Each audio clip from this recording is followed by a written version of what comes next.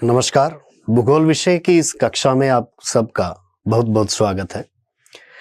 यहाँ पर भूगोल विषय में भारत के भूगोल के सिलेबस में आपके जो जो टॉपिक दिए गए हैं उनकी हम बात कर रहे थे। और देखिए, भारत के भूगोल के सिलेबस को यदि देखा जाए तो उसमें जो आपका पहला टॉपिक है वो भारत के भौतिक प्रदेशों का है।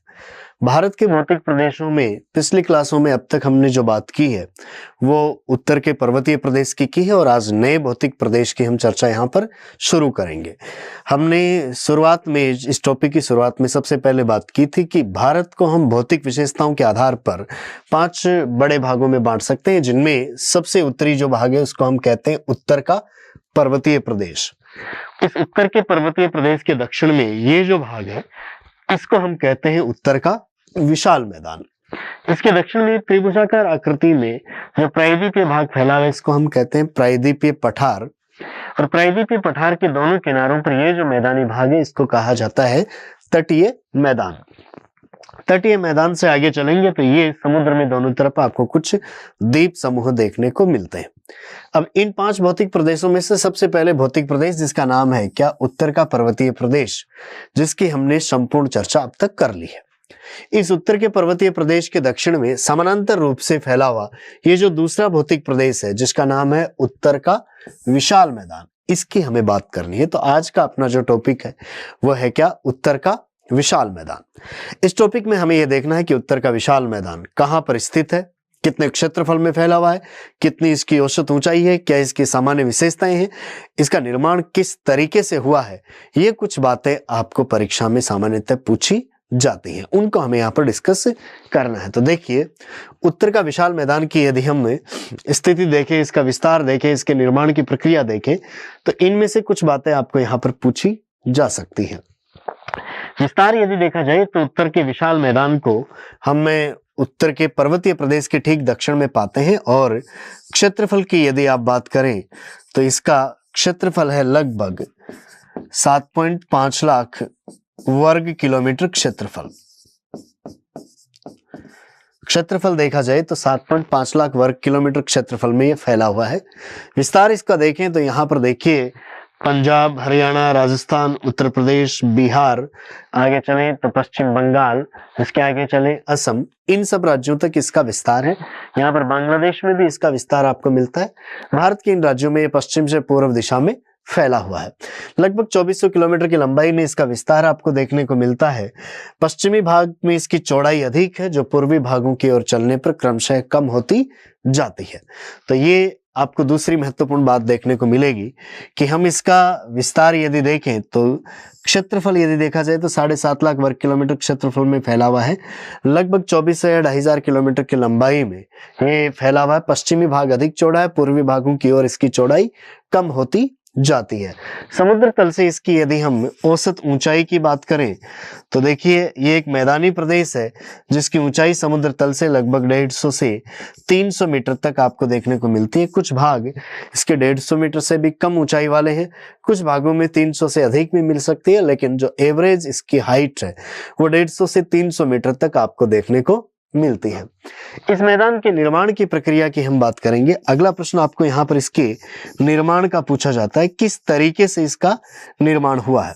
तो देखिए, ये एक नदियों की बाढ़ के द्वारा निर्मित मैदान है। इस मैदान के स्थान पर पहले टेथिस सागर था। तो देखिए, टेथिस सागर के स्थान पर भारत के 2 भौतिक प्रदेश बन चुके हैं, एक उत्तर का पर्वतीय प्रदेश और दूसरा उत्तर का विशाल मैदान। तो उत्तर का विशाल मैदान भी किसके स्थान पर बना है, टेथिस सागर के स्थान पर बना है। किस तरीके से बना है, देखिए, यहाँ पर सारे इस भाग में टेथिस सागर था जिसको नदियों के अवसादों द्वारा भर दिया गया था और फिर प्रायद्वीपीय भूखंड और यूरेशिया के आपस में टक्कर से उस टेथिस सागर के अवसाद कुछ भाग में ऊपर उठे जहां पर हिमालय पर्वत बना। अब देखिए, हिमालय पर्वत का तो निर्माण हुआ था यहाँ पर, और इस हिमालय पर्वत के निर्माण के फलस्वरूप हिमालय के दक्षिण में इस पूरे एरिया में एक खाई या गर्त का निर्माण हो गया। तो देखिए, स्थिति इस तरीके से हुई कि ये टेथिस सागर का हिस्सा था। टेथिस सागर के इस हिस्से में यहाँ पर ये हिमालय पर्वत का निर्माण हुआ और पर्वत के दक्षिण में देखें तो यहाँ पर गर्तनुमा भाग रह गया। ये जो दक्षिण में खाई वाला भाग था, इसमें हिमालय की तरफ से नदियां आई और वो नदियां आकर इस खाई में गिरती गई। इन नदियों के साथ में जो भी मिट्टी, मलबा, अवसाद आया वो इस खाई में जमा होता गया और धीरे धीरे ये खाई एक समतल मैदान में परिवर्तित हो गई, जिसको हम उत्तर का विशाल मैदान कहते हैं। तो देखिए उत्तर के विशाल मैदान का निर्माण किस तरीके से हुआ है। हिमालय के उत्थान के फलस्वरूप हिमालय के दक्षिण में यहाँ पर एक लंबी खाई का निर्माण हुआ। आगे चलकर हिमालय की ओर से आने वाली नदियों द्वारा लाई गई मिट्टी से ये खाई पूरी तरीके से भरकर एक समतल मैदान में परिवर्तित हो गई, जिसको हम उत्तर का विशाल मैदान कहते हैं। अब इस उत्तर के विशाल मैदान का निर्माण करने वाली जो नदियां हैं उनमें 3 नदियां मुख्य हैं और उनकी कुछ सहायक नदियां हैं। उन 3 नदियों में देखें तो इस तरफ वाला भाग बनाया है सिंधु और उसकी सहायक नदियों ने, बीच का ये जो भाग बनाया है वो गंगा और उसकी सहायक नदियों ने, और सबसे पूर्वी भाग का निर्माण किया है ब्रह्मपुत्र और उसकी सहायक नदियों ने। तो 3 मुख्य नदी तंत्रों से ये उत्तर का विशाल मैदान बना है, सिंधु, गंगा और ब्रह्मपुत्र। इसलिए उत्तर के विशाल मैदान को हम सिंधु, गंगा, ब्रह्मपुत्र का मैदान भी कहते हैं। अब इसमें कुछ संरचनात्मक दृष्टि से आपको और भी विशेषताएं मिलती हैं, उनके भी प्रश्न यहाँ पर पूछे जा सकते हैं। क्या क्या प्रश्न बनते हैं वह हम यहाँ पर देखते चलेंगे। तो डिटेल लिखना शुरू कीजिए। भारत के भौतिक प्रदेशों में दूसरे भौतिक प्रदेश का हेडिंग डाल लीजिए। लिखिए उत्तर का विशाल मैदान। आज का अपना हेडिंग है उत्तर का विशाल मैदान।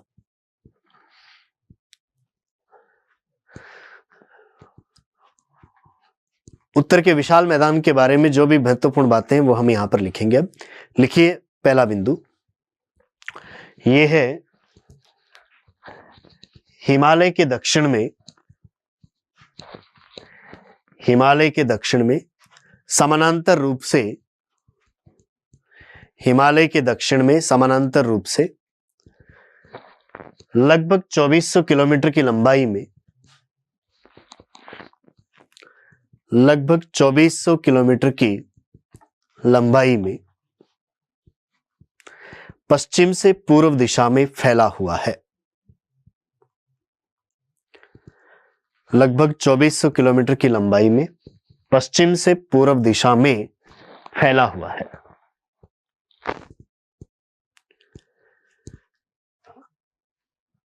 आगे लिखिए पश्चिम में इसकी चौड़ाई, पश्चिम में इसकी चौड़ाई लगभग 500 किलोमीटर है, लगभग 500 किलोमीटर है, जो पूर्व की ओर, जो पूर्व की ओर 150 किलोमीटर से भी कम हो जाती है, जो पूर्व की ओर 150 किलोमीटर से भी कम हो जाती है।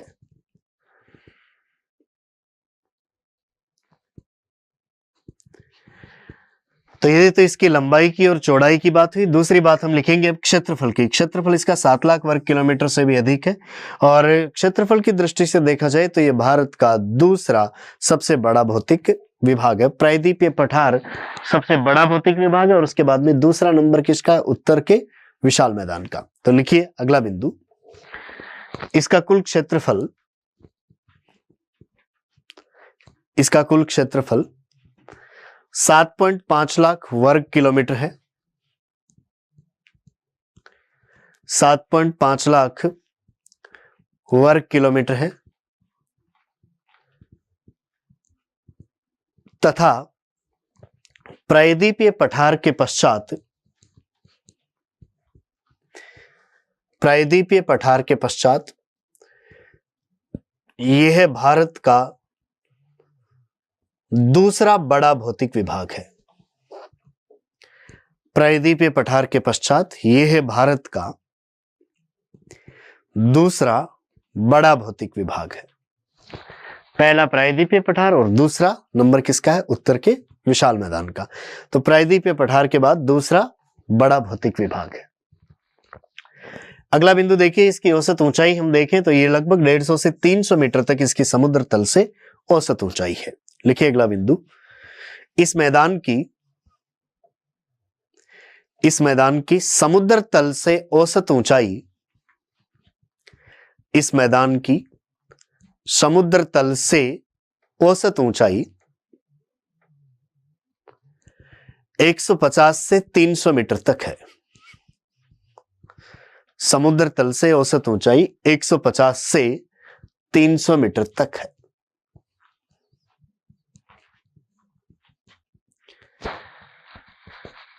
ऊंचाई के बाद अगली बात हम इसके निर्माण की कर सकते हैं। तो निर्माण किसके द्वारा हुआ है इसका?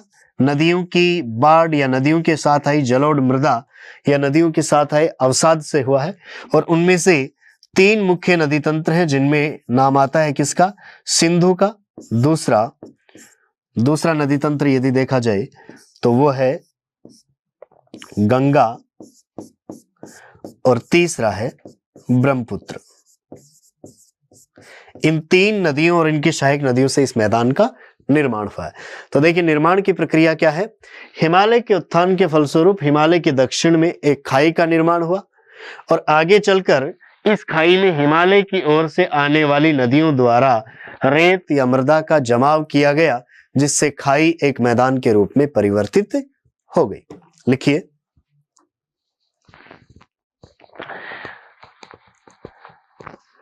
मैदान का निर्माण किस प्रकार हुआ ये लिखना है हमें। देखिए अगला बिंदु, हिमालय पर्वत के उत्थान के फलस्वरूप हिमालय पर्वत के उत्थान के फलस्वरूप हिमालय के दक्षिण में हिमालय पर्वत के उत्थान के फलस्वरूप हिमालय के दक्षिण में एक खाई का निर्माण हुआ। एक खाई का निर्माण हुआ। आगे चलकर इस खाई में हिमालय की ओर से आने वाली नदियों द्वारा इस खाई में हिमालय की ओर से आने वाली नदियों द्वारा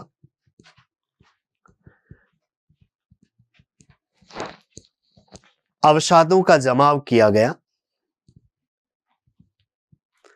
अवसादों का जमाव किया गया जिसके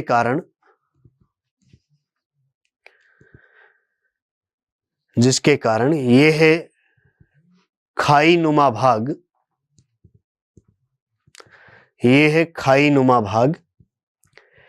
एक समतल मैदान में परिवर्तित हो गया। खाई नुमा भाग एक समतल मैदान में परिवर्तित हो गया, जिसे उत्तर का विशाल मैदान कहा जाता है। जिसे उत्तर का विशाल मैदान कहा जाता है।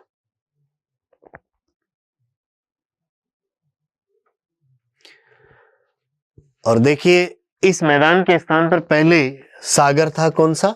टेथिस सागर। तो ये बात भी पूछी जा सकती है।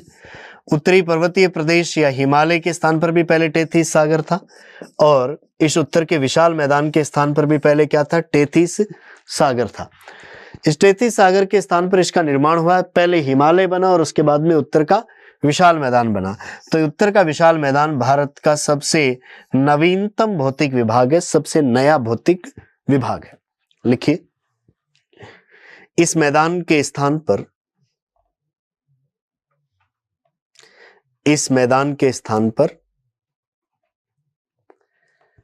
पहले टेथिस सागर था।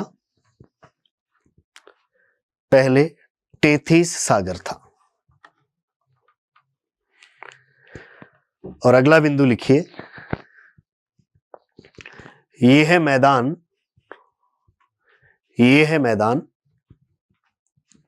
भारत का सबसे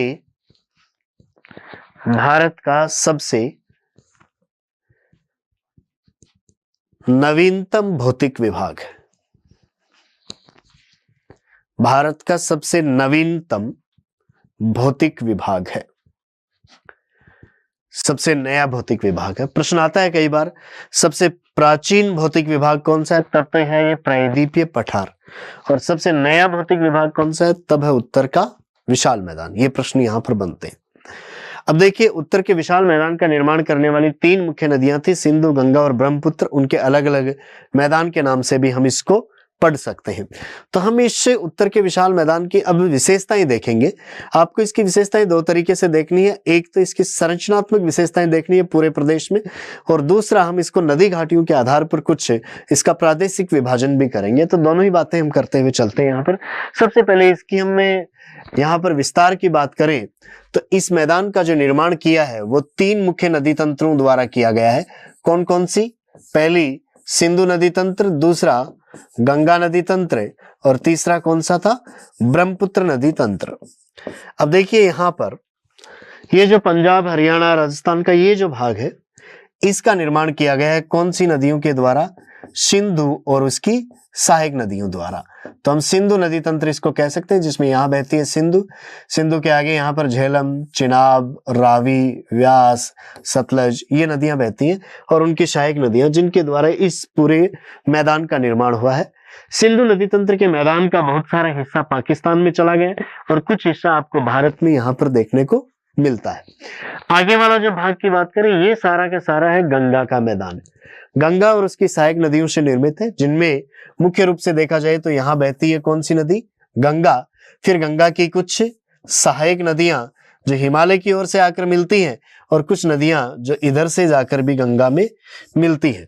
उन सब से ये सारा का सारा मैदान बना है, जिसको हम कह सकते हैं कौन सा मैदान है? ये गंगा का मैदान। गंगा के मैदान का ये जो पश्चिमी भाग है इसको ऊपरी गंगा मैदान, इस बीच वाले भाग को मध्य गंगा मैदान, और इस पूर्वी भाग को निचला गंगा मैदान भी हम कहते हैं। पूर्व में चलेंगे तो यहाँ पर आती है ब्रह्मपुत्र नदी और ब्रह्मपुत्र की सहायक नदियां, उनसे बना है ये पूर्व मैदान का पूर्वी भाग। तो यहाँ पर सारा सिंधु नदी तंत्र का हिस्सा है, ये यहाँ पर गंगा नदी तंत्र का हिस्सा, और यहाँ पर कौन सा? ब्रह्मपुत्र नदी तंत्र का हिस्सा है। अब इससे पूरे के पूरे मैदान में आपको संरचनात्मक दृष्टि से कुछ विशेषताएं मिलती हैं, और उन्हीं विशेषताओं में से आपको लगभग प्रश्न पूछा जाता है। तो देखिए, उत्तर के विशाल मैदान के संरचनात्मक विभाग कौन कौन से हैं? उत्तर के विशाल मैदान के हम उपभाग यदि करें तो इसे कुछ संरचनात्मक उपभागों में बांटा जा सकता है, संरचनात्मक विभागों में बांटा जा सकता है। यहां पर ये आप सबसे उत्तर में देखें तो ये हिमालय पर्वत है। देखिए, उत्तर के विशाल मैदान के संरचनात्मक भाग कौन कौन से हैं? उत्तर के विशाल मैदान के उत्तर में आप देखेंगे तो यहाँ पर ये है हिमालय पर्वत, और इस हिमालय पर्वत से जो नदियां निकलती हैं, उन नदियों के द्वारा इस उत्तर के विशाल मैदान का निर्माण किया गया है। हिमालय प्रदेश में नदियां तीव्र गति से चलते हुए बड़े बड़े कंकड़ पत्थरों को अपने साथ बहाकर ले जाती हैं, लेकिन जैसे ही वो उत्तर के विशाल मैदान के समतल भागों में उतरती है तो बड़े कंकड़ पत्थरों को यहाँ पर जमा कर देती है। बड़े कंकड़ पत्थरों का यहाँ पर जलोढ़ पंखनुमा रूप में ये जो जमाव होता है, यह इस क्षेत्र को हम कहते हैं क्या? भाबर। तो देखिए, हिमालय के ठीक दक्षिण में एक संकड़ी पट्टी में आपको यहाँ पर मोटे कंकड़ पत्थरों का जमाव मिलता है, और इन मोटे कंकड़ पत्थरों के जमाव वाले क्षेत्र को कहा जाता है क्या? भाबर कहा जाता है। इस भाबर प्रदेश में जैसे ही यहाँ से नदियां बहेंगी तो देखिए, इन पत्थरों के ऊपर से चलेंगी तो इनके बीच में जो रिक्त स्थान है उससे होता हुआ पानी नीचे की ओर चला जाता है। ऐसी स्थिति में सतह के ऊपर आपको नदियां बहती हुई दिखाई नहीं देती हैं। तो ये जो भाबर का एरिया है, इसमें आपको सतह पर नदियां दिखाई नहीं देती, अर्थात क्या हो जाती हैं? लुप्त हो जाती हैं। उसके बाद में हम चलेंगे तो और आगे वाले क्षेत्र में यहाँ पर नदी अपने बारीक कंकड़ पत्थरों या बारीक मिट्टी का जमाव करती है, और बारीक मिट्टी के जमाव वाला ये जो क्षेत्र है इसको हम कहते हैं क्या? तराई। तो देखिए, बारीक मिट्टी के जमाव वाले क्षेत्र में नदियां पुनः धरातल के ऊपर देखने को मिलती हैं, जिससे पूरा का पूरा क्षेत्र है ये तर या नम आपको देखने को मिलता है, और इस प्रदेश को हम कह देते हैं क्या? तराई का बेल्ट। इसके आगे चलते हैं तो ये सारा का सारा नदियों का जो मैदान है, उस मैदान में जो ऊंचे भाग हैं जहां पर नदियों का पानी नहीं पहुंचता, उन भागों को तो हम कहते हैं क्या? बांगर। और जो निचले भाग हैं जहां पर प्रतिवर्ष नदियों की बाढ़ आती है उनको कह देते हैं क्या? खादर। तो देखिए खादर क्षेत्रों में नदियों की बाढ़ का पानी हर साल भर जाता है और उसके साथ में जो भी मिट्टी आती है उसका जमाव हो जाता है। लेकिन जो ऊंचे क्षेत्र है वहां पर नदियों की बाढ़ नहीं पहुंच पाती, तो वहां पर मिट्टी का जमाव नहीं होता है। तो देखिए इस उत्तर के विशाल मैदान में जो नदियों का बाढ़ का मैदान है, उसके जो ऊपरी भाग हैं जहां पर प्रतिवर्ष बाढ़ नहीं आती है और प्रतिवर्ष नई मिट्टी का जमाव नहीं होता है, उनको तो हम कह देते हैं बांगर। तो बांगर में मिट्टी आपको कैसी मिलेगी? पुरानी मिलेगी। और देखिए जो निचले भाग हैं वहां पर प्रतिवर्ष बाढ़ के दौरान नई मिट्टी बिछा दी जाती है। तो नई मिट्टी के जमाव वाले ऐसे क्षेत्रों को हम कह देते हैं क्या? खादर। तो खादर क्षेत्रों में मिट्टी आपको कैसी मिलती है? नई मिलती है। अब इस उत्तर के विशाल मैदान से आपको लगभग प्रश्न यहीं से पूछा जाता है। भाबर पूछ लेते हैं, तराई पूछ लेते हैं, बांगर पूछा जा सकता है और खादर पूछा जा सकता है। तो हिमालय के ठीक दक्षिण में मोटे कंकड़ पत्थरों के जमाव वाला जो क्षेत्र है जिसमें हिमालय की नदियां लुप्त हो जाती हैं, उसको तो हम कहते हैं क्या? भाबर। आगे चलकर नदियां पुनः धरातल पर दिखाई देने लगती हैं, उसको कह देते हैं तराई। नदियों के इस मैदान में जो ऊंचे भाग हैं जहां पर बाढ़ प्रतिवर्ष नहीं आती है उनको बांगर कह देते हैं, और निचले भाग जहां पर प्रत्येक वर्ष बाढ़ आती है, नई मिट्टी बिछा दी जाती है, उनको कह देते हैं क्या? खादर कह देते हैं। ये चार मुख्य संरचनात्मक भाग बनते हैं किसके? उत्तर के विशाल मैदान के। तो लिखिए अगला बिंदु, उत्तर के विशाल मैदान के, उत्तर के विशाल मैदान के संरचनात्मक उपभाग, संरचनात्मक उपभाग। उत्तर के विशाल मैदान के संरचनात्मक उपभाग।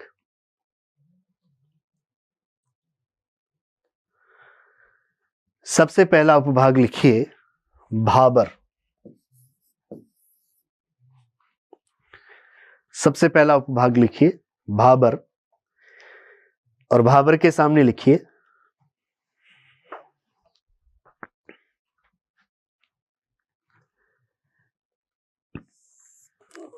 हिमालय के दक्षिण में, हिमालय के दक्षिण में मोटे कंकड़ पत्थरों के जमाव से निर्मित, मोटे कंकड़ पत्थरों के जमाव से निर्मित जलोढ़ पंखनुमा क्षेत्र, हिमालय के दक्षिण में मोटे कंकड़ पत्थरों के जमाव से निर्मित जलोढ़ पंखनुमा क्षेत्र भाबर के नाम से जाना जाता है। जलोढ़ पंखनुमा क्षेत्र भाबर के नाम से जाना जाता है।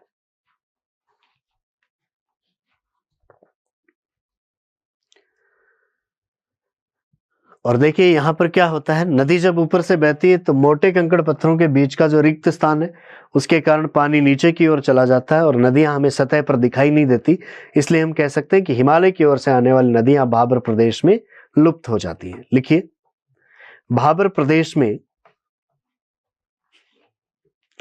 भाबर प्रदेश में मोटे कंकड़ पत्थरों के, मोटे कंकड़ पत्थरों के जमाव के कारण, जमाव के कारण हिमालय की ओर से आने वाली नदियां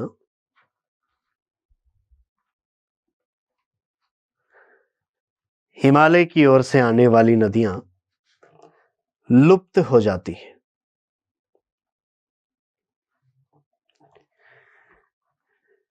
हिमालय की ओर से आने वाली नदियां लुप्त हो जाती हैं, या आप ऐसा कह सकते हैं कि सतह पर दिखाई नहीं देती।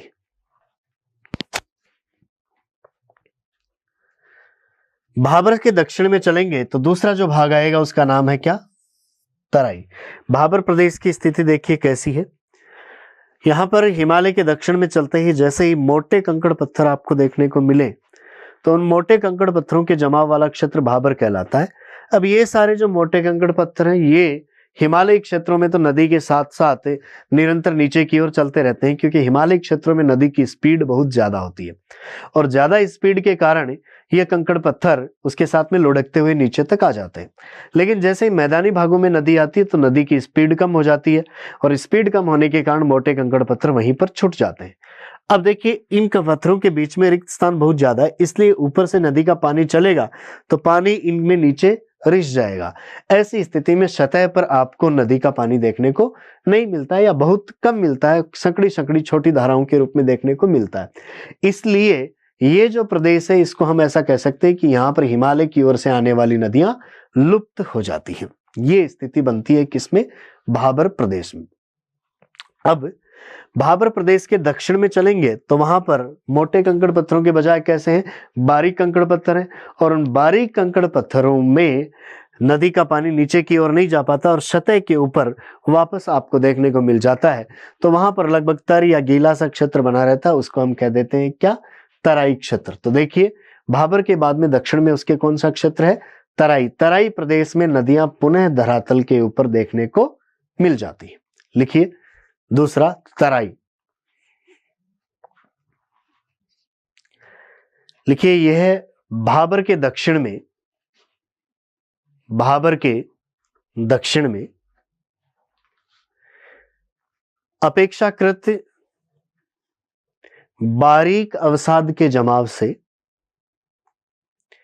यह है भाबर के दक्षिण में अपेक्षाकृत बारीक अवसाद के जमाव से निर्मित क्षेत्र है, जिसमें भाबर प्रदेश की लुप्त नदियां, जिसमें भाबर प्रदेश की लुप्त नदियां पुनः सतह पर दिखाई देती है, पुनः सतह पर दिखाई देती है। तो वापस सतह पर कहां पर दिखती हैं? तराई प्रदेश में आपको नदियां देखने को मिल जाती हैं। अब उसके आगे चलेंगे तो आगे का जो पूरा बाढ़कृत मैदान है उसके ऊंचे भागों में प्रतिवर्ष बाढ़ का पानी नहीं पहुंचता है, उनको तो हम कह देंगे बांगर, और निचले भागों में बाढ़ का पानी भर जाता है, उनको हम कह देंगे क्या? खादर। तो नेक्स्ट अगली बात हमें करनी है किसकी? बांगर की और खादर क्षेत्रों की। अगले जो संरचनात्मक उपभाग बनेंगे वो कौन से बनेंगे? बांगर और खादर। तो लिखिए नेक्स्ट, बांगर।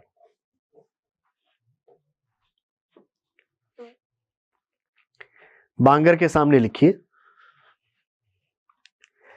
विशाल मैदान के ऊंचे भाग, विशाल मैदान के ऊंचे भाग जहां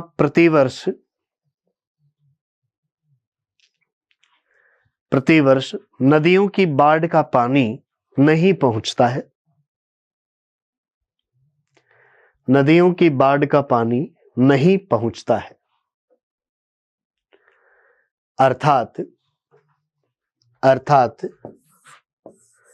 पुरानी जलोढ़ मृदा से निर्मित क्षेत्र, अर्थात पुरानी जलोढ़ मृदा से निर्मित क्षेत्र।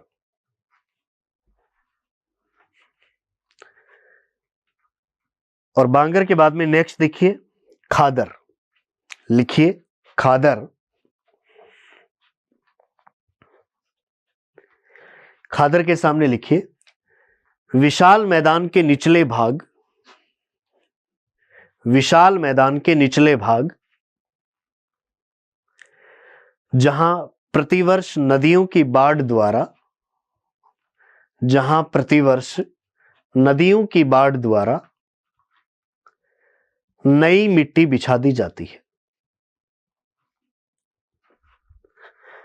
जहां प्रतिवर्ष नदियों की बाढ़ द्वारा नई मिट्टी बिछा दी जाती है, अर्थात नवीन जलोढ़ मृदा वाले क्षेत्र, नवीन जलोढ़ मृदा वाले क्षेत्र। और देखिए जो नदियों का डेल्टाई प्रदेश है वहां पर भी लगातार नई मिट्टी जमा होती रहती है, इसलिए डेल्टा भी किस में आता है, खादर प्रदेशों के अंतर्गत ही आता है। जो ऊंचे भाग हैं जहां पर बाढ़ नहीं आती है उनको हम शामिल करते हैं किसमें, बांगर में। तो उत्तर के विशाल मैदान के संरचनात्मक रूप से आपको 4 भाग मिलते हैं, भाबर, तराई, बांगर और खादर। अब इन 4 संरचनात्मक भागों के बाद में हम हिमालय, इसमें उत्तर के विशाल मैदान के कुछ प्रादेशिक विभागों की भी बात करेंगे। उत्तर के विशाल मैदान के प्रादेशिक विभाग कौन कौन से हैं, कौन कौन से भागों में इसको बांटा जा सकता है। तो देखिए आप इसका वर्गीकरण राज्यों के आधार पर भी कर सकते हैं, जैसे पंजाब हरियाणा का मैदान, उत्तर प्रदेश बिहार बंगाल का मैदान, असम का मैदान, इस तरीके से भी आप इसका वर्गीकरण कर सकते हैं। और नदी तंत्रों के आधार पर भी इसका वर्गीकरण किया जा सकता है। तो नदी तंत्रों के आधार पर हम इसका वर्गीकरण करें तो इस मैदान का निर्माण किया है 3 नदियों और उनकी सहायक नदियों के द्वारा। तो उनमें से पहला तो है पश्चिमी भाग का, तो निर्माण किया है किसने, सिंधु नदी तंत्र के द्वारा, सिंधु और उसकी सहायक नदियों के द्वारा। दूसरा जो इसका बीच वाला भाग है वो निर्मित है किसके द्वारा, गंगा नदी तंत्र के द्वारा, अर्थात गंगा और उसकी सहायक नदियों की बाढ़ से निर्मित है।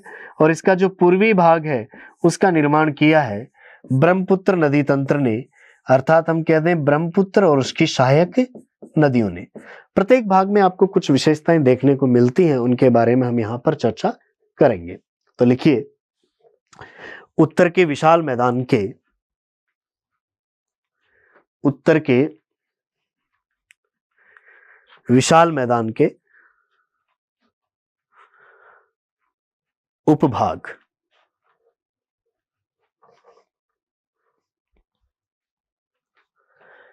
या हम कह सकते हैं इसका प्रादेशिक विभाजन।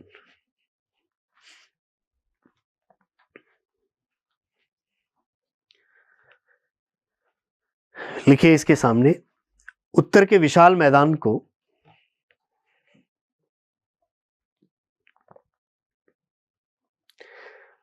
तीन नदी तंत्रों में विभक्त किया जा सकता है। 3 नदी तंत्रों में विभक्त किया जा सकता है।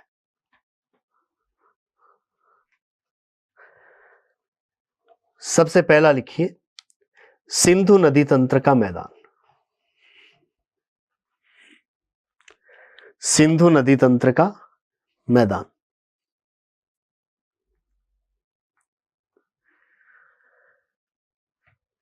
दूसरा लिखिए गंगा नदी तंत्र का मैदान, गंगा नदी तंत्र का मैदान। और तीसरा लिखिए ब्रह्मपुत्र नदी तंत्र का मैदान, ब्रह्मपुत्र नदी तंत्र का मैदान। अब इनमें से पहले भाग की बात कर लेते हैं हम। सिंधु नदी तंत्र का मैदान कहां पर स्थित है, ये उत्तर के विशाल मैदान का सबसे पश्चिमी भाग है, जिसमें यहां पर पंजाब हरियाणा का मैदान शामिल है। और ये पश्चिमी राजस्थान का क्षेत्र है, ये भी उत्तर के विशाल मैदान के पश्चिमी भागों में ही आता है। कई विद्वानों ने इसको अलग भौतिक प्रदेश के रूप में मरुस्थलीय मैदान के नाम से भी इसका विभाजन किया है। अब देखिए सिंधु नदी तंत्र के मैदान में आपको कुछ प्रश्न देखने को मिल सकते हैं, और उनमें देखिए 2-3 मुख्य बातें देखने को मिलती हैं। एक तो आपको प्रश्न पूछा जाता है यहाँ पर, इसमें धाया का प्रश्न आपके लिए बनता है। तो देखिए सिंधु नदी तंत्र के मैदान में जो अत्यधिक अपरदन के कारण, नदियों के अपरदन के कारण खड़े किनारों वाला जो भूभाग बनता है उसको नाम दिया जाता है क्या, धाया दिया जाता है। इसके अलावा दूसरा प्रश्न यहां से बनता है, वो बनता है बेट का। तो देखिए पंजाब के मैदान में जो निचले भाग हैं जिनको सामान्यतः हम खादर कहते हैं, जो बाढ़ के दौरान जलमग्न हो जाते हैं, डूब जाते हैं, उन क्षेत्रों को हम सामान्यतः खादर कहते हैं। लेकिन पंजाब के मैदान में उनका स्थानीय नाम क्या है, बेट, बेट के नाम से जाना जाता है। तीसरी यहां पर बात करें तो देखिए शिवालिक के दक्षिण में पंजाब के मैदान में यदि हम चलें तो वहां पर हिमालय की ओर से जो छोटी और तीव्र जलधाराएं आती हैं वो कुछ गहरी नलियों का निर्माण करती हैं। उनको हम किस नाम से जानते हैं, चौक के नाम से जाना जाता है। तो ये कुछ मुख्य बातें आपके सामने आती हैं। चौ के अलावा एक और प्रश्न आपको यहाँ पर पूछा जा सकता है, वो है दोआब। दो नदियों के बीच का जो मैदान होता है उसको कहा जाता है क्या? दोआब। तो ये कुछ मुख्य प्रश्न बनते हैं किसमें? सिंधु नदी तंत्र के मैदान में। लिखिए, हेडिंग डालिए, सिंधु नदी तंत्र का मैदान। सिंधु नदी तंत्र का मैदान।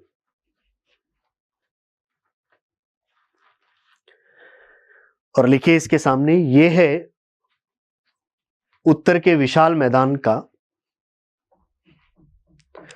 उत्तर के विशाल मैदान का सबसे पश्चिमी भाग है।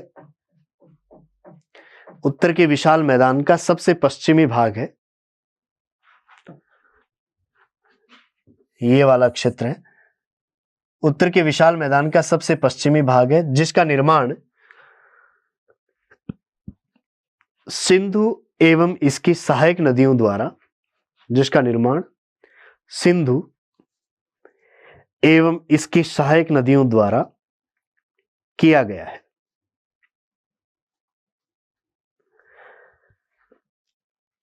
और देखिए इसमें हमें कौन कौन सी संरचनात्मक विशेषताएं देखने को मिलती हैं, उनका प्रश्न आपको यहां पर किया जा सकता है। लिखिए, इस मैदान में निम्न संरचनात्मक विशेषताएं, निम्न संरचनात्मक विशेषताएं देखने को मिलती हैं। निम्न संरचनात्मक विशेषताएं देखने को मिलती हैं। पहला नाम लिखिए, धाया। धाया। और धाया के सामने लिखिए, धाया की स्थिति क्या है? देखिए, पंजाब के मैदान में यदि आप चलेंगे तो वहां पर अपरदन के द्वारा जो खड़े किनारों वाले भूभाग बनते हैं उनको हम जानते हैं किस नाम से? धाया के नाम से जानते हैं। तो लिखिए, पंजाब के मैदान में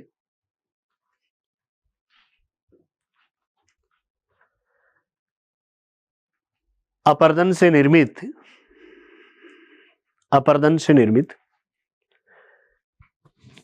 खड़े किनारों वाला भूभाग, अपरदन से निर्मित खड़े किनारों वाला भूभाग धाया के नाम से जाना जाता है। खड़े किनारों वाला भूभाग धाया के नाम से जाना जाता है।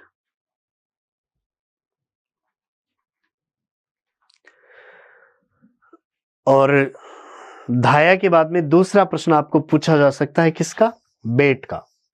बेट कहां पर स्थित है, क्या है? तो देखिए, सामान्यतः इस उत्तर के मैदान में जो निचले भाग हैं जहां पर बाढ़ के दौरान पानी भर जाता है उनको खादर हम कहते हैं, लेकिन पंजाब के मैदान में खादर को स्थानीय भाषा में क्या कह दिया जाता है? बेट।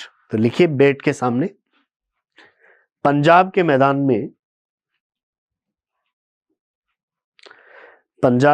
में निचले खादर क्षेत्रों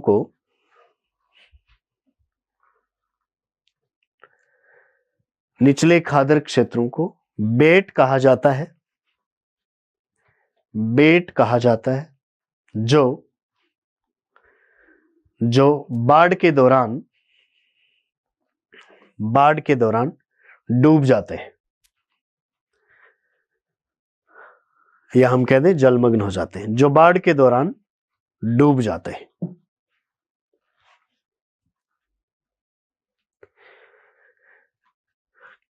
बेट के बाद में तीसरा प्रश्न आपको पूछा जा सकता है, चो। तो देखिए, शिवालिक हिमालय की ओर से पंजाब के मैदान में कुछ छोटी नदियां जो प्रवेश करती हैं वो कुछ अपरदन के द्वारा नलियों का निर्माण करती हैं, जिनको हम कहते हैं क्या?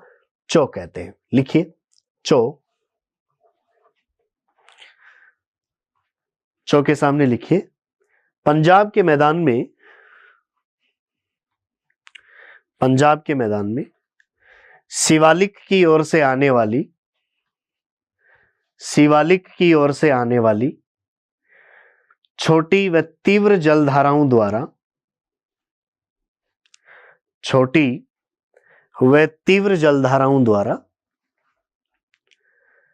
कुछ नलियों का निर्माण किया जाता है, नलियों का निर्माण किया जाता है, जिन्हें जिन्हें चौक कहा जाता है, जिन्हें चौक कहा जाता है।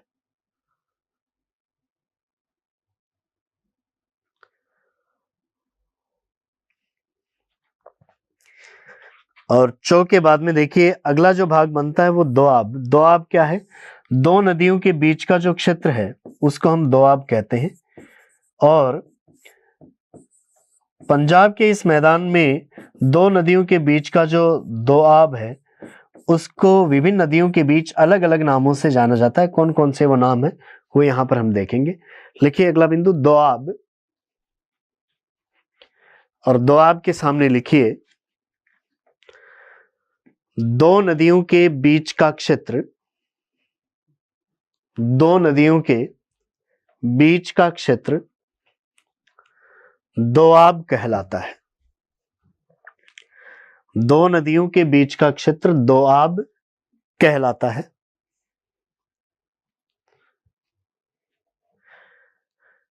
और देखिए सिंधु नदी तंत्र में दो नदियों के बीच के जो विभिन्न दोआब हैं उनके क्या नाम है वो यहां पर हमें लिखने हैं। लिखिए अगला बिंदु सिंधु नदी तंत्र के प्रमुख दोआब। सिंधु नदी तंत्र के प्रमुख दोआब। तो देखिए सिंधु नदी तंत्र के मुख्य दोआब कौन कौन से हैं वो आपको यहां पर देखने हैं। यहां पर सबसे निचले वाले भाग से हम चले तो ये नदी है सतलज, और यहां पर देखें तो ये है व्यास। सतलज और व्यास के बीच का ये जो दोआब है इसका नाम है बिस्त दोआब। तो बिस्त दोआब किसके बीच में है? सतलज और व्यास के बीच में है। इसी तरीके से देखिए ये व्यास है और ये रावी है। व्यास और रावी के बीच का ये जो दोआब है इसका नाम है बारी दोआब। तो बारी दोआब किसके बीच में है? व्यास और रावी के बीच में है। इसके आगे चलें, देखिए ये रावी है और ये है चिनाब नदी। रावी और चिनाब के बीच में ये जो दोआब है इसका नाम है रेचना दोआब। तो रेचना किसके बीच में है? रावी और चिनाब के बीच। इसके आगे हम चलें तो देखिए ये चिनाब है और ये झेलम है। चिनाब और झेलम के बीच में ये जो दोआब है इसका नाम है क्या? चाज दोआब। तो चाज किसके बीच में है? चिनाब और झेलम के बीच। और उसके आगे चलें तो देखिए ये झेलम है और ये सिंधु है। इनके बीच का ये जो दोआब है इसका नाम है सिंध सागर दोआब। तो देखिए सिंध सागर दोआब कौन सी नदियों के बीच में है? झेलम और सिंधु के बीच है। तो ये सिंधु नदी तंत्र के प्रमुख दोआब हैं जिनके नाम आपको पूछ सकते हैं। लिखिए सिंधु नदी तंत्र के प्रमुख दोआब। सबसे पहला नाम लिखिए बिस्त दोआब। बिस्त दोआब। और बिस्त दोआब के सामने लिखिए सतलज एवं व्यास के बीच। सतलज एवं व्यास के बीच।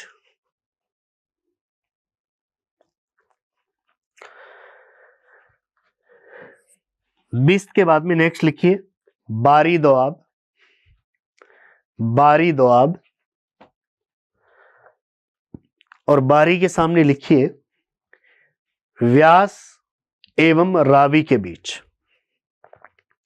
बारी दोआब के सामने लिखिए व्यास एवं रावी के बीच। बारी के बाद में नेक्स्ट लिखिए रेचना दोआब। रेचना दोआब। रेचना के सामने लिखिए रावी एवं चिनाब के बीच। रावी एवं चिनाब के बीच।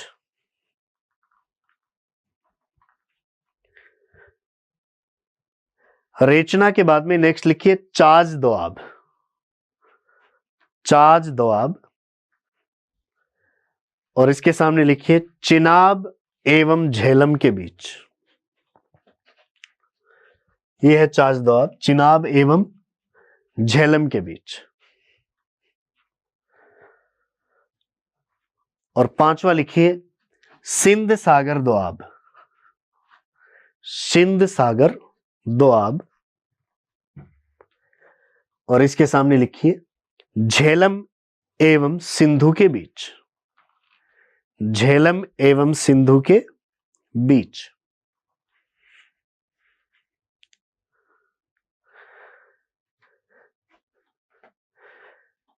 तो ये स्थिति है सिंधु नदी तंत्र के प्रमुख दोआब की। उत्तर के विशाल मैदान के हमने जो 3 नदी तंत्रों में विभाजन किया उसमें सिंधु नदी तंत्र की हमने कुछ बातें पढ़ी, जिनमें धाया, चौब, बेट, दोआब, इनके प्रश्न आपको पूछे जाते हैं। इसके बाद में आगे हम चलेंगे तो नेक्स्ट आपको जो गंगा नदी तंत्र का मैदान है उसमें से कुछ बातें पूछी जा सकती हैं। जैसे देखिए यहां पर इस सिंधु नदी तंत्र के बाद में आगे वाला ये जो संपूर्ण हिस्सा है ये गंगा और उसकी सहायक नदियों से निर्मित है, तो हम इसको गंगा नदी तंत्र का मैदान कह सकते हैं। इस गंगा नदी तंत्र के मैदान में देखा जाए तो ये जो सबसे पश्चिमी भाग है इसको हम कह देते हैं ऊपरी गंगा मैदान। बीच वाला ये जो भाग है इसको हम कह देते हैं मध्य गंगा मैदान। और सबसे पूर्व में ये जो भाग है इसको हम कह देते हैं कौन सा, निचला गंगा मैदान। ऊपरी गंगा मैदान की यदि बात करें तो इसका विस्तार आपको देखने को मिलेगा राजस्थान के पूर्वी भाग में और उत्तर प्रदेश के पश्चिमी भाग में। तो देखिए यहाँ पर पूर्वी राजस्थान और पश्चिमी उत्तर प्रदेश में ये ऊपरी गंगा का मैदान फैला हुआ है। यहाँ पर वर्षा की मात्रा आपको सामान्यतः 100 सेमी से कम देखने को मिलती है। इस एरिया में कुछ एक अर्ध मरुस्थलीय दशाएं भी आपके सामने आने लगती है। ऊपरी गंगा के मैदान में आपको कहीं कहीं मृदा की सतह पर लवणों की परत देखने को मिलती है। ऐसी जो मृदा है उसको हम रेह या कलर के नाम से जानते हैं। तो यहां से इस तरीके का यह प्रश्न कई बार पूछा जाता है। इस प्रदेश में हम देखें तो यहाँ पर चंबल नदी का जो अपवाह क्षेत्र है उसमें आपको बहुत ज्यादा अवनालिका अपरदन भी देखने को मिलता है, जिसके कारण वहां की संपूर्ण प्रदेश की स्थलाकृति है वो कैसी हो गई है, बेडलैंड या उत्खात स्थलाकृति के रूप में वो जानी जाती है। तो ऊपरी गंगा मैदान में आपको रेह, कलर, बेडलैंड, टोपोग्राफी ऐसी कुछ बातें आपको पूछी जा सकती हैं। मध्य गंगा मैदान में यहाँ पर वर्षा की मात्रा भी अधिक होती है। नदियां धीमे चलते हुए मार्ग परिवर्तन करके कई बार बाढ़ लाती हैं। और उसके आगे चलें तो ये निचला गंगा मैदान है जिसमें बंगाल का डेल्टाई क्षेत्र आता है, जिसमें आपको कई उपभाग देखने को मिल जाते हैं। तो देखिए गंगा मैदान की हम नेक्स्ट बात करेंगे। लिखिए अगला उपभाग गंगा नदी तंत्र का मैदान। सिंधु नदी तंत्र के बाद में नेक्स्ट लिखिए गंगा नदी तंत्र का मैदान।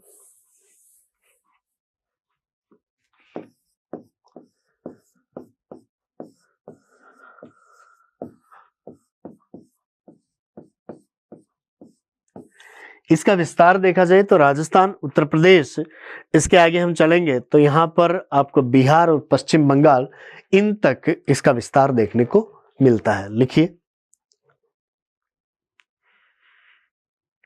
इसका विस्तार राजस्थान, उत्तर प्रदेश, बिहार व पश्चिम बंगाल राज्यों में है। राजस्थान, उत्तर प्रदेश, बिहार व पश्चिम बंगाल राज्यों में है।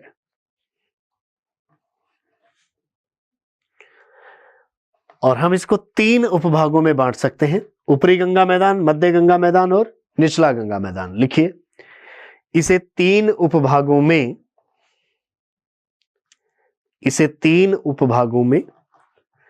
बांटा जा सकता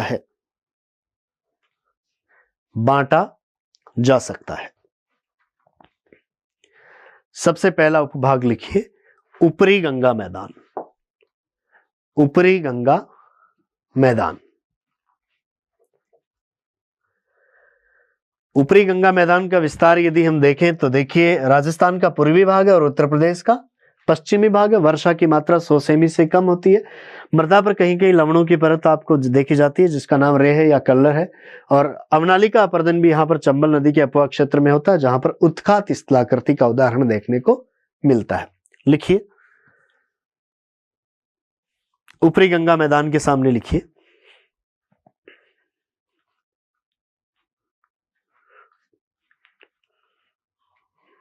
इसके अंतर्गत पूर्वी राजस्थान एवं पश्चिमी उत्तर प्रदेश, पूर्वी राजस्थान एवं पश्चिमी उत्तर प्रदेश का क्षेत्र आता है।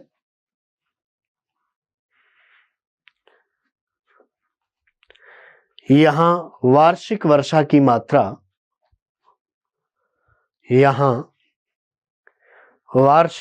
की मात्रा 100 सेमी से कम रहती है। 100 सेमी से कम रहती है।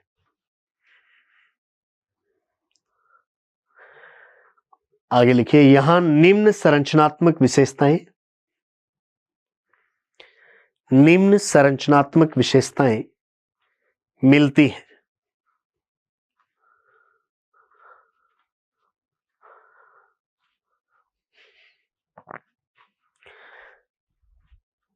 पहला नाम लिखिए, रेह या कल्लर।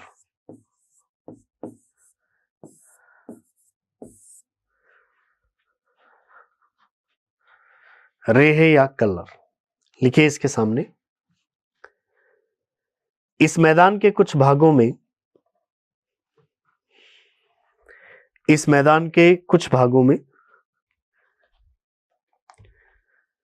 मृदा की ऊपरी सतह पर लवणों की सफेद परत जम जाती है, जिसे रेह या कल्लर कहा जाता है। जिसे रेह या कल्लर कहा जाता है।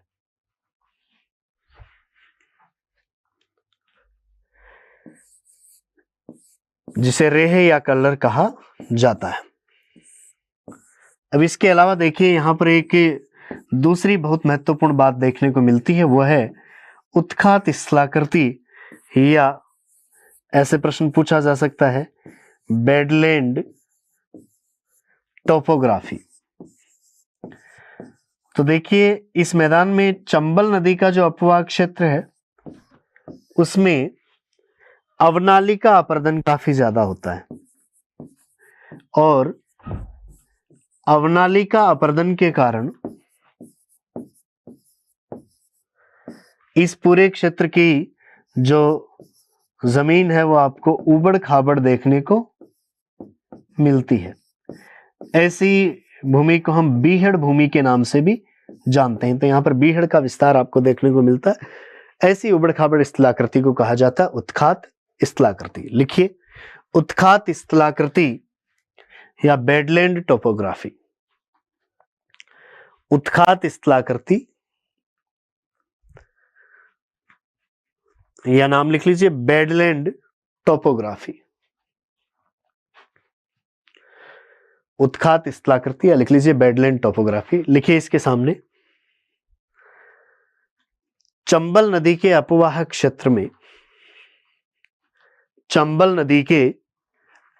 क्षेत्र में अत्यधिक अवनालिका अपरदन के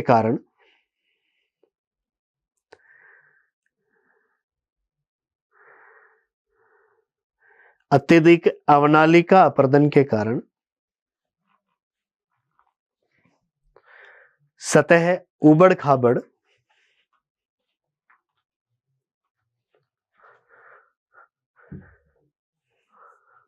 उबड़ खाबड़ हो जाती है।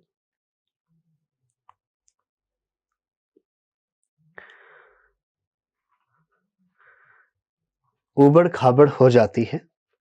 ऐसी स्थलाकृति को उत्खात स्थलाकृति कहा जाता है। उत्खात स्थलाकृति कहा जाता है।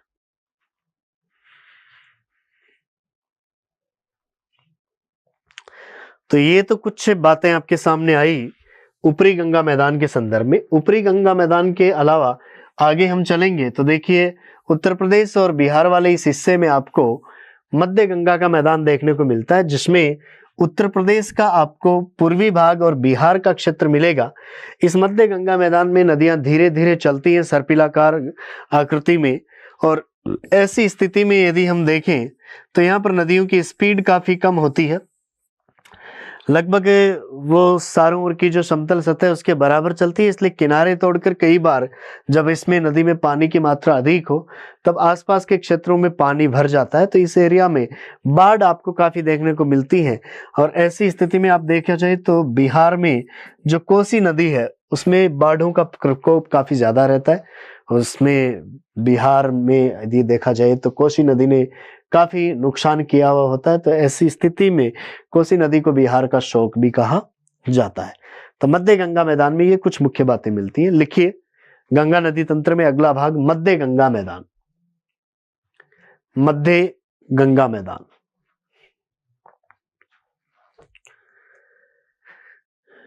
लिखिए इसके अंतर्गत पूर्वी उत्तर प्रदेश व बिहार का क्षेत्र आता है। पूर्वी उत्तर प्रदेश व बिहार का क्षेत्र आता है।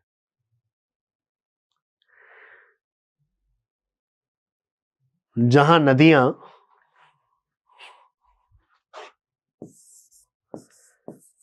विसर्प बनाते हुए चलती हैं, इस तरीके से सांप की तरह मुड़कर, जहां नदियां विसर्प बनाते हुए चलती हैं,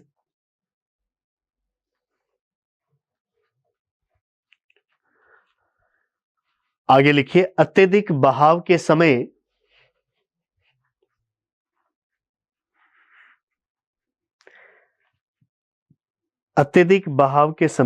नदियों द्वारा मार्ग परिवर्तन के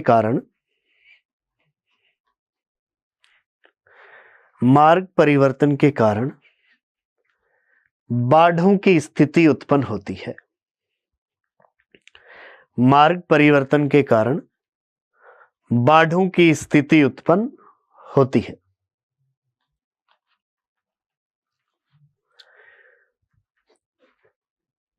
और इसका एक मुख्य एग्जाम्पल आपके सामने मिल सकता है बिहार में, कौन सी? कोसी नदी का। लिखिए कोसी नदी को अत्यधिक बाढ़ों के प्रकोप के कारण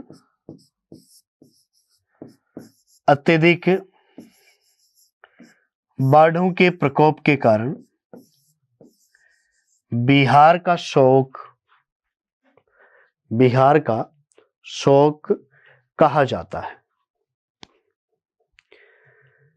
बिहार का शोक कहा जाता है।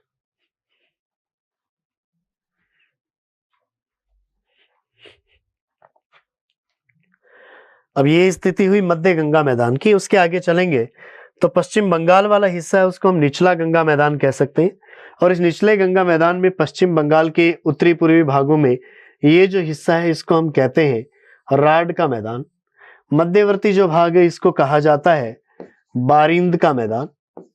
और उसके आगे चलेंगे तो निचला ये जो भाग है ये गंगा ब्रह्मपुत्र का डेल्टाई मैदान है। इस डेल्टा में भी जो ऊपर वाले क्षेत्र हैं उनको कहा जाता है चार, और जो नीचे वाले क्षेत्र हैं उनको कहा जाता है क्या?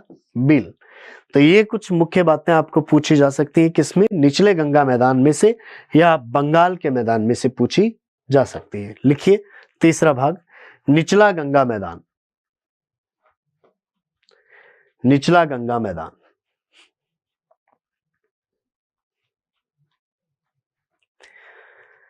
लिखिए इसके सामने, इसके अंतर्गत, इसके अंतर्गत पश्चिम बंगाल का मैदान आता है। इसके अंतर्गत पश्चिम बंगाल का मैदान आता है।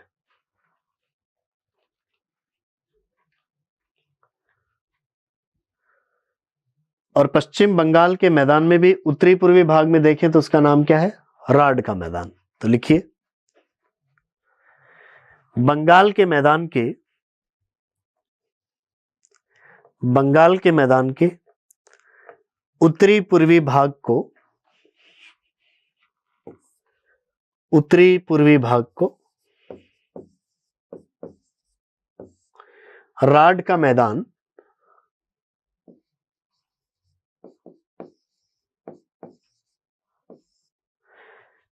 राढ़ का मैदान एवं मध्यवर्ती भाग को, मध्यवर्ती भाग को बारिंद का मैदान, बारिंद का मैदान कहा जाता है।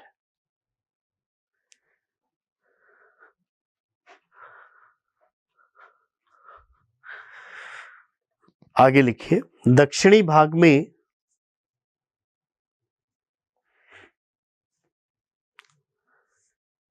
डेल्टाई मैदान स्थित है।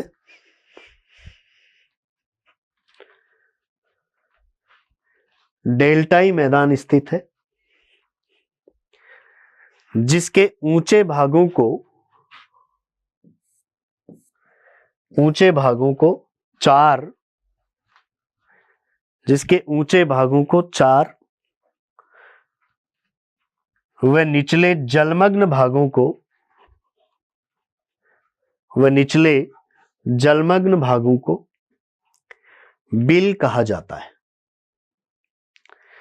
निचले जलमग्न भागों को बिल कहा जाता है।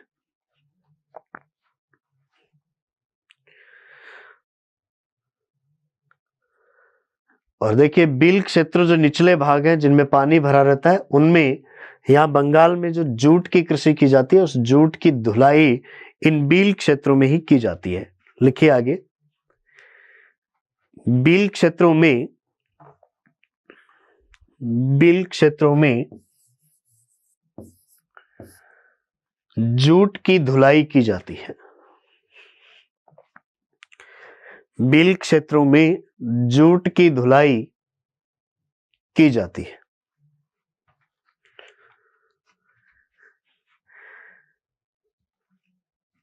ये स्थिति यदि हम देखें तो देखिए ये गंगा नदी का डेल्टाई भाग है। इसमें कुछ ऊपरी भाग है जहां तक पानी नहीं पहुंच पा रहा, उनको हम कह देते हैं कौन से? चार। और निचले भागों में जहां पर पानी भरा हुआ आपको मिलता है उनको हम कह देते हैं कौन से? बिल क्षेत्र। तो इससे डेल्टा में भी देखिए कुछ ऊंचे भाग हैं, कुछ नीचे भाग हैं। ऊंचे भागों तक पानी नहीं पहुंच पाता, उनको हम चार कह देते हैं। और निचले भागों में जहां पर पानी भरा हुआ रहता है हमेशा, उनको हम कह देते हैं क्या? बिल कह देते हैं। इन बिल क्षेत्रों में जूट को धोया जाता है। तो एक एग्जाम्पल आप यहाँ पर देख सकते हैं, जैसे एक बिल का क्षेत्र है, ये एक जलमग्न क्षेत्र है जिसमें यहाँ के लोग जूट की धुलाई कर रहे हैं। तो ये आपको गंगा नदी के डेल्टाई भागों में ऐसी स्थिति देखने को मिलती है। इसके बाद में हम यहाँ पर जो अपनी बात कर रहे थे इस तरफ सिंधु नदी तंत्र का मैदान देखा, यहाँ गंगा नदी तंत्र के मैदान की बात हुई जिसमें ऊपरी गंगा मैदान, मध्य गंगा मैदान और निचला गंगा मैदान। निचले गंगा मैदान में आपने यहाँ पर बंगाल के मैदान की बातें की है। अब इसके भी यदि हम पूर्व में चलेंगे तो यहाँ पर ये जो हिस्सा है, ये सारा मैदान का निर्माण किया है यहाँ बहने वाली ब्रह्मपुत्र नदी और उसकी सहायक नदियों की बाढ़ों से इसका निर्माण हुआ है।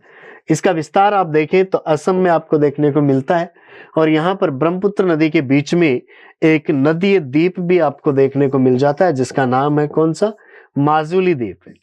इस द्वीप पर बहुत ज्यादा आपको जैव विविधता मिलती है, लेकिन उस जैव विविधता को अत्यधिक खतरे के कारण वो काफी ज्यादा आपको चर्चा में भी सुनने को मिल जाता है। लिखिए अगला, तीसरा भाग, पहले सिंधु नदी तंत्र का मैदान, दूसरा गंगा नदी तंत्र का मैदान, और तीसरा आप लिखिए ब्रह्मपुत्र नदी तंत्र का मैदान। ब्रह्मपुत्र नदी तंत्र का मैदान।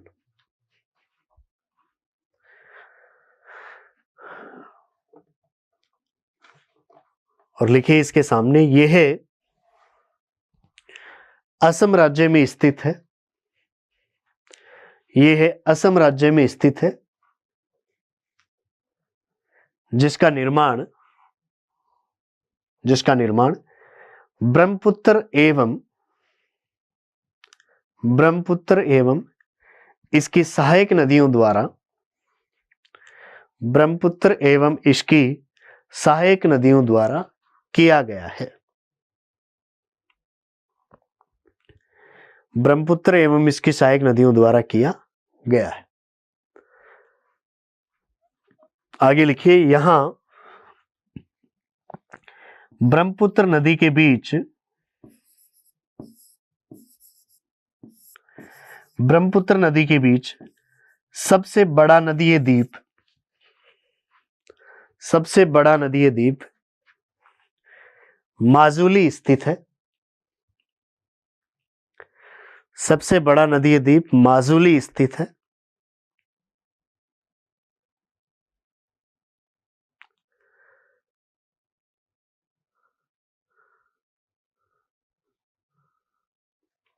जो जैव विविधता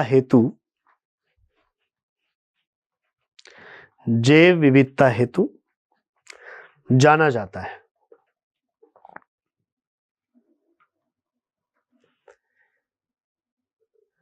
लेकिन वर्तमान स्थितियों में हम देखें तो इसकी जो जैव विविधता है उसका ह्रास हो रहा है।